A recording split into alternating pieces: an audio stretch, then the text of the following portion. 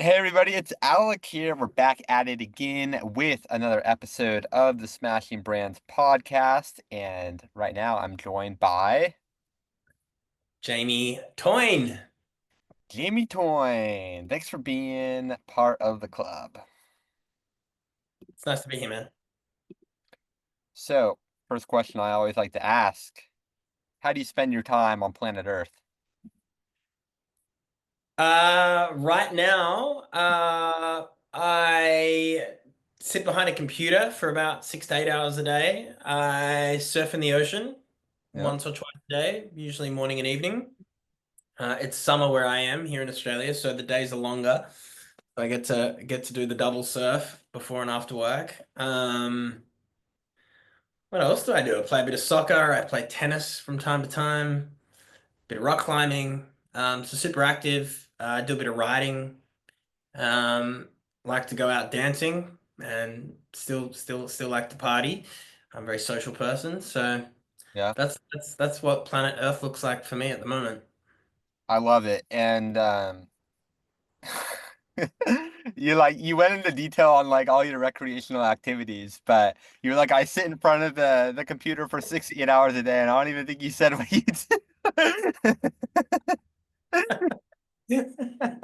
Like that's why you're on this podcast, because I wanted to talk about rock climbing. No, in all seriousness, I love talking to people about what they do outside of work because I think it's so important. And and the fact that you said like, hey, you're surfing twice a day, like I know there's a story around that and all of that kind of stuff. But before we get into that, what do you do what do you do in front of that computer? And how did you get to doing that? Yeah, what do I do behind the computer?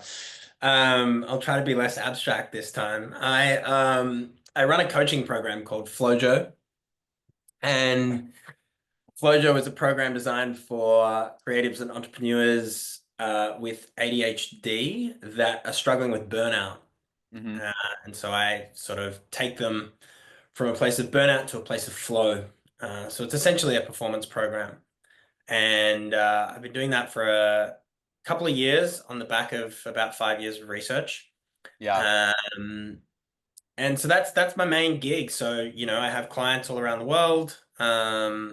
So, I have sessions in the morning with you folk in America, and I have sessions in the evenings with people in Europe, and I have some clients here in Australia as well. So a lot of my time's just having one-on-one sessions with them, and then I'm in the early stages of becoming visible online. I Yeah. took a an 8 year hiatus from social media, uh, Wow.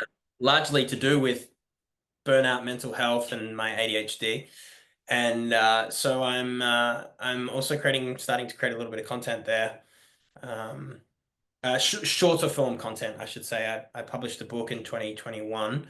Hmm.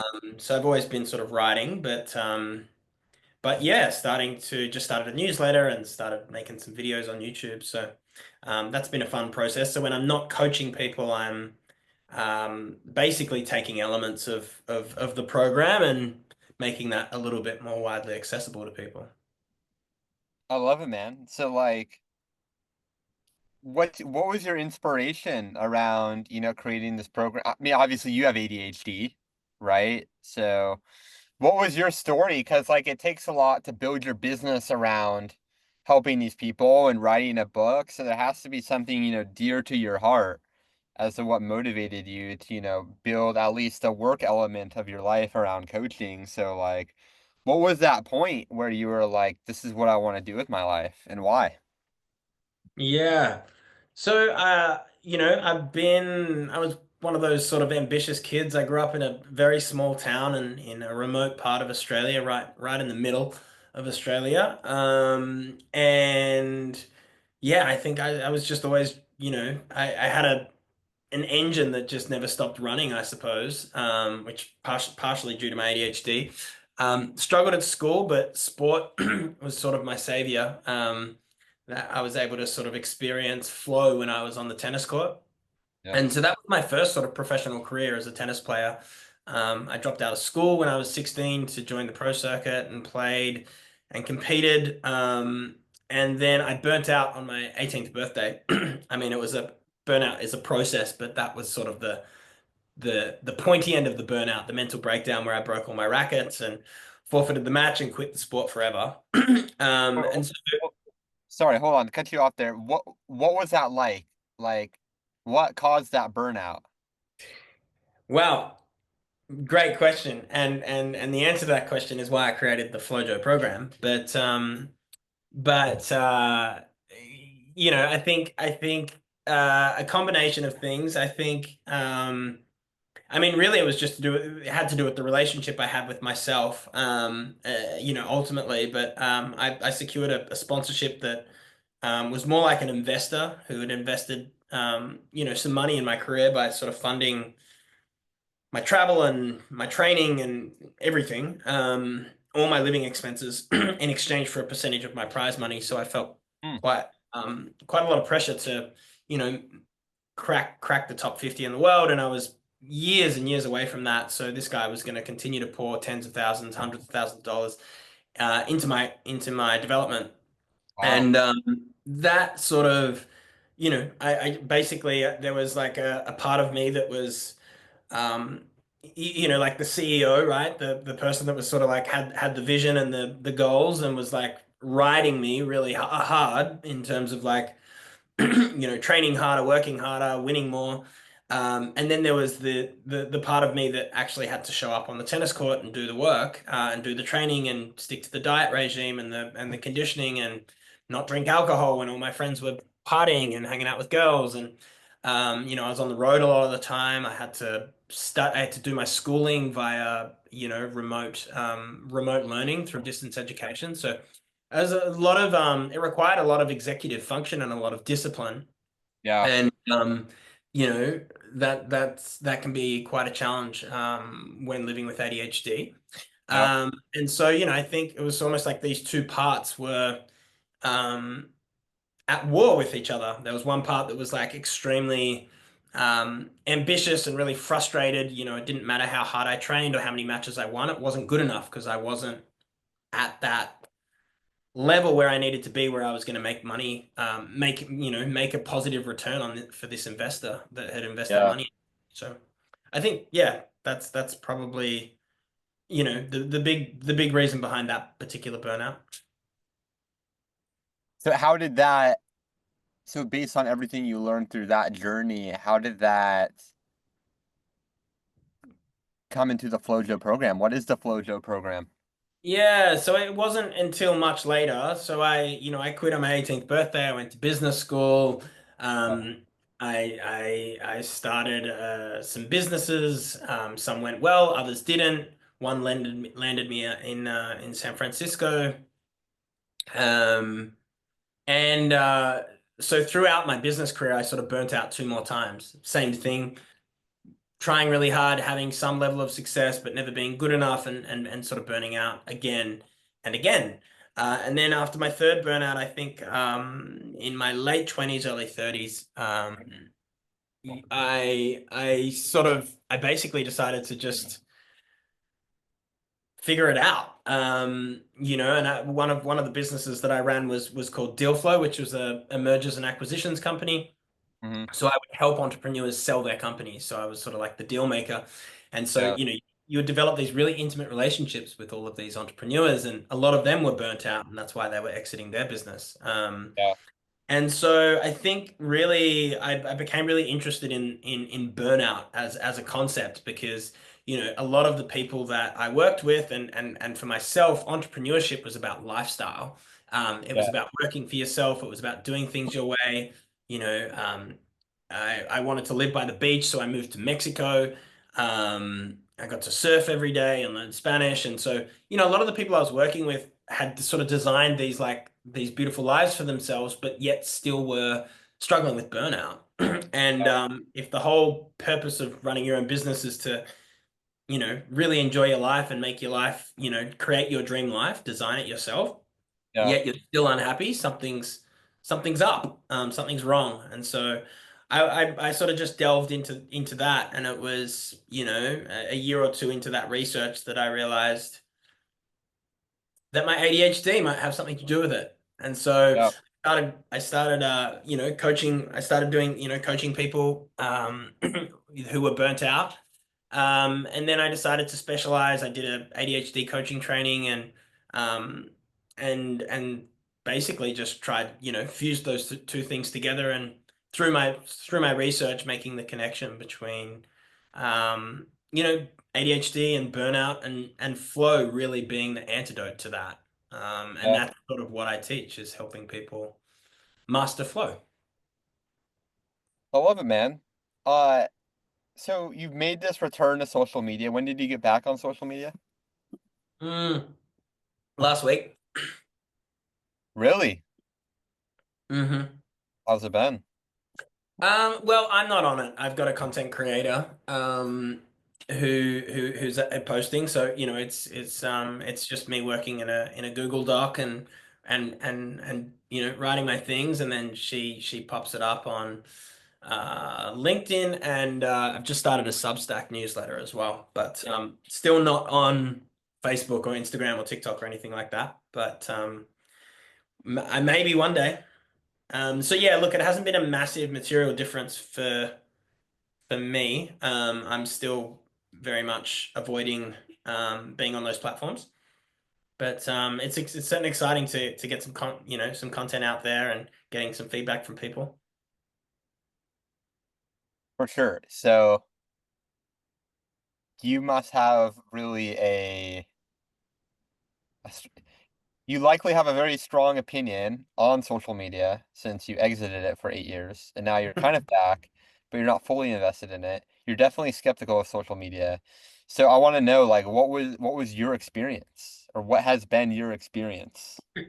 Yeah, well, it wasn't like a particularly dramatic exit from social media. I mean, I just used it. I never really used it for business. I relied a lot on word of mouth. I was always in sort of service. I always had service businesses essentially for entrepreneurs, and word of mouth was worked for me. Yeah. But um, but do I have strong opinions on social media? Um, I'm aware of how those platforms impact our neurobiology, and how um, I guess, for me, focus is, I don't take medication for my ADHD, and so, it's just a very simple way of protecting my focus. Yeah. Is I think it's really interesting. You'll notice that a lot of, ADHD is very topical right now, and people, everyone seems to have ADHD. Yeah. And really, like, yes, there probably is a lot of people that have ADHD, but there's a larger percentage of people that have um, a symptom called VAST, which stands for variable attention stimulus trait.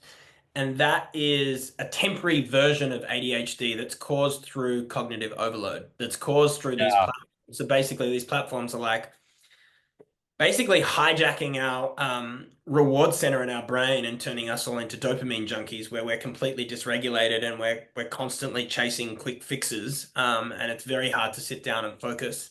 And without being able to focus for like 15 to 20 minutes consecutively, you're never going to be able to enter a flow state, which is when you really really become hyper productive, and you're enjoying what you're doing basically. So a lot of people just stay in this distracted state all day and feel really frustrated at the end of the day when they don't Yeah. get what they need done, and that can lead to burnout when you're Yeah. trying really hard but you're not getting the results, right?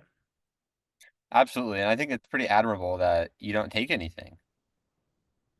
Yeah, I don't know if it's admirable. I think, again, medication is really great for some people with ADHD. For me, I also have anxiety and depression. And Yeah. so, a lot of these medications are amphetamine based. And so amphetamine is not great for anxiety. It's a stimulant. And so, Yeah.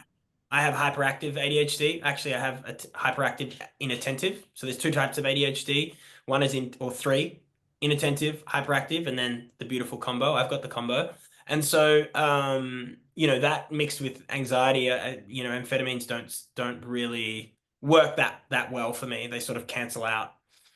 I feel anxious and therefore I can't focus because I'm anxious and overthinking. So, That makes um, sense. yeah, I have to use other remedies. Sleep's a great one for executive function. Yeah. Lots of different things and lots of things that I teach in my program. Well, let's talk about it. What are Yeah, those? So sleep, obviously, that helps. But sleep is sleep. Like, let's go into a little bit more detail, Like, well, you're probably, a good testimony for how all this stuff works. So, like, what are your routines that you use every day that help you function really well? Yeah, that's a great question. And I'd say it's very different for everyone. Everyone's sort of wired a little bit differently. Yeah. Um, for me, the first thing is to just like high intensity cardio first thing in the morning. Like as soon as Mm. I get out of bed, that's the first thing I do because that just drops my anxiety levels down significantly. So I'll do hill sprints, I'll go for a run, or um often I'll go surfing. But just anything sort of active. If I'm really anxious, I'll run and then I'll go surfing because sometimes surfing's not particularly cardio intensive. Um, Yeah. but but I mean, yeah, my morning routine, like many people's, has changed over the years. Then I'll come back and stretch and might sit for 10 to 15 minutes and do a little meditation or a mindfulness, and then,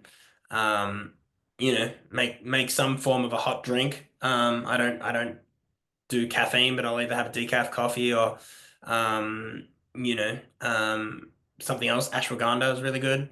And Yeah. then usually, yeah, I'll sit down and get to work. Probably I don't touch my phone until about between 12 p.m. and 2 p.m. So um, that's interesting. So I sort of like start my day with exercise and then I get straight into work. And that's my deep work session. That's sort of like the time block I use to get whatever project or any task that requires like problem solving or creativity. So if I'm writing a newsletter, or you know, working on something, that's what I'll do. And then the second half of the day is usually filled with meetings and admin tasks and meeting with members of my team or clients. Obviously, my US clients I have to meet in the morning, so I don't get to do that every morning. There's like 2 mornings a week where I have to sacrifice my deep work sessions. But 3 deep work sessions a week, like, that's sort of like 9 to 12 hours. Like you know, All that's, that's a solid amount of time to get some serious work done if you can enter that flow state. absolutely. What about you? Mm. Evening, as I said, it's a little bit more free flow. I mean the only thing is, yeah, and my sleep hygiene fluctuates. I would be an imposter if I sat here and told you that it was immaculate. It could be better, but I do try and sauna in the evenings. That's one of the most effective things to down regulate me. It takes me a really long time to wind down, like up to 3 hours from the moment my head hits the pillow to actually falling asleep. So Oh, if I'm being a good boy, I'll get to bed early, but that rarely happens. And what else do I do? I mean, the obvious, try and stop the blue light. I've got amber lighting in my bedroom, and I have a little sleep stack of supplements, that I have like melatonin. magnesium, I have reishi, which is like an extract from a type of mushroom. Um, yeah, so things like that, and then reading's a massive one. That tires me out, but doesn't keep me wired. So like, it's very Yeah. different to watching something. And if I'm too tired to read, I'll just chuck on a audiobook and turn the light out. Love it, man. So you made a return to social media last week. I assume that's because you're more interested in marketing your business. Like, what are you excited about right now? Yeah, just creating visibility, and yeah, growing the brand, growing the Flojo brand, creating awareness around, the Flojo formula, like really educating people on like a performance model that doesn't require or rely so much on discipline and willpower and external motivation. Yeah. Is it only for people with ADHD? Like, is that No, your it's sole market? not. No, it's not. It's not because there's so many people, as I said, struggling with ADHD symptoms now that don't are not Yeah. officially diagnosed with ADHD. What did you call it again? Or what's it called? Vast, Yeah. vast. So VAST, variable attention stimulus trait. And Got really, it. that was discovered by Ned Halliwell not that long ago. And really, like, as I said, it's just basically temporary ADHD. Yeah, totally. Um, yeah, yeah. So what would you say your primary message is right now to the people? Like whether it's you're putting out content, your Hmm? book, your program, like Yeah. what would you like to tell the people? Yeah, remove the blockers is what underpins the whole sort of philosophy behind the Flojo formula, which is really that flow is our natural state of being. It's not something that we need to cultivate. It's not something we need to hack our way into.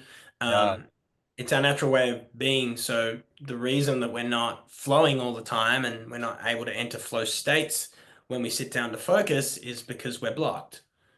Um, and so really what we need to do is remove the blockers. And the easiest way to do that is to really understand how you're cognitively wired, what your true nature is, like, what lights you up, what makes you bored, what frustrates you, what blocks you and what zaps your energy versus what sort of gives you these beautiful like squirts of dopamine and energizes you. And really leaning into the things that energize you and removing the things that zap your energy. So really being conscious of that two-way energy flow. And so the easiest message that I can put out there is remove the blockers, remove the blockers, remove the blockers. yeah. What are the most common blockers? I break them down into five categories. One is clarity. So if you think about like uh, and the image that you have in your mind, some people have no image. Like some people just are growing a business for the sake of growing a business. Some people have like a 10 pixel image, which is like I know vaguely what I want to do, but I don't really know how to get there or what I'm, really if that's aligned with my purpose. And then Right. you have people with like a 100 pixel image where they have a little bit more, maybe they even have like a bit of a plan. And then you have like some people have like a really like strong image of what they're doing, but it's not their image. It's based on their external conditioning and their goals and stuff are actually not an accurate representation of their true nature or what their true values and purpose is. Mm. And I feel like I'm qualified to say that because, I've helped over 400 entrepreneurs exit their business, and a large percentage of those people reflect on that particular business journey that they exited and going, I had absolutely no like whatever I thought I was working towards, like it wasn't there at the top of the mountain when I got there and achieved financial freedom or whatever the things that they were searching for and working towards. So clarity is a really big one. Like if you're not clear, you're constantly doubting and second guessing things, and to be in flow, you know, you sort of there's a clarity and there's a confidence. So that's one. Alignment is obviously a really big one. If you're putting energy into something and it's not flowing back to you. Um, Mindset, don't even need to explain that, but that's you know, anything from limiting beliefs to fear of failure to all kinds of things in there. Focus is the fourth category that we talk about a lot, and that one's Mm. um that's a tricky one, particularly for people with ADHD, but there's lots of techniques you can use to remove those blockers. And then the fifth is just energy, which is just generally, that's the physiological side of things. Energy sort of like it's the fuel that fuels everything, right? So if we're constantly low energy, we can't focus. Our mindset and our sort of like our relationship with ourselves and the way that we see the world is going to be through a negative lens, so on and so forth. And I'd say all of those sort of blockers are interconnected. The complete answer. Do you know who Brooke Castillo is? Have you heard of her? I haven't. So she's a pretty well-known life coach, and she says burnout doesn't come from how hard you work, but the emotion fueling the work. Mm, I love that. Yeah, what's your thoughts on that? Um, you're gonna have to repeat the statement to my ADHD brain again, and I'm All gonna good. listen here. Burnout doesn't come from how hard you work, it comes from the emotion fueling the work. Hmm.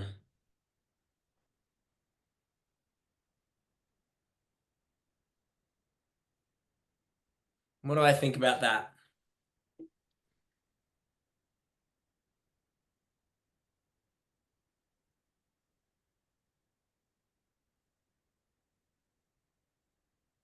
So it's Hmm.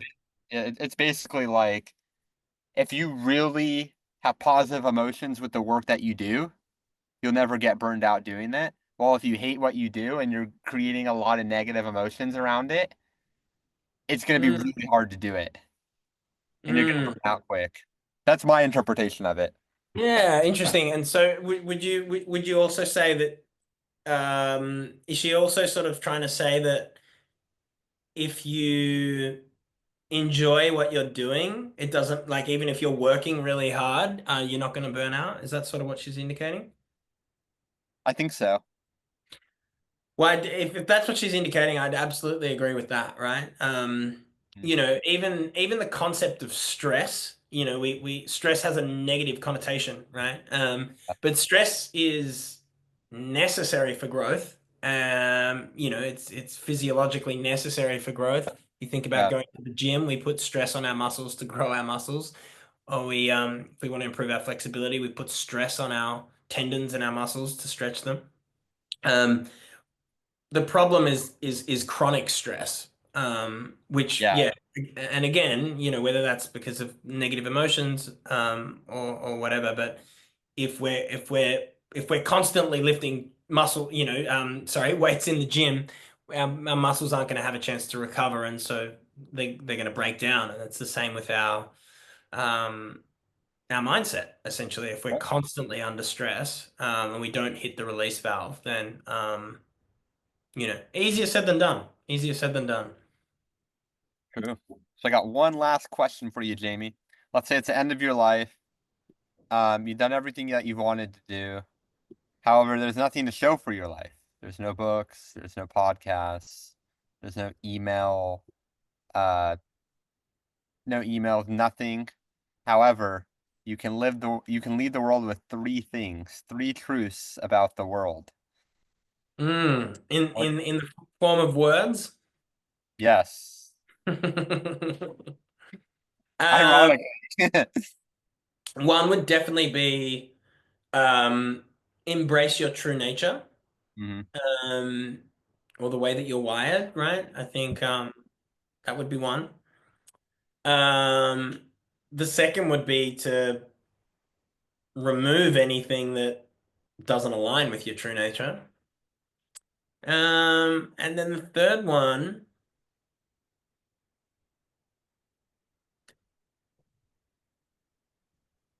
The third one would actually be kind of similar to the question that you just asked me, right? I think like when I think about the one journaling prompt that I find the most powerful, that really like, you know, it's a form of gratitude journaling, it's a form of clarity and prioritization, Hmm. is like what would the 90-year-old version of myself, you know, think or want or be grateful for today?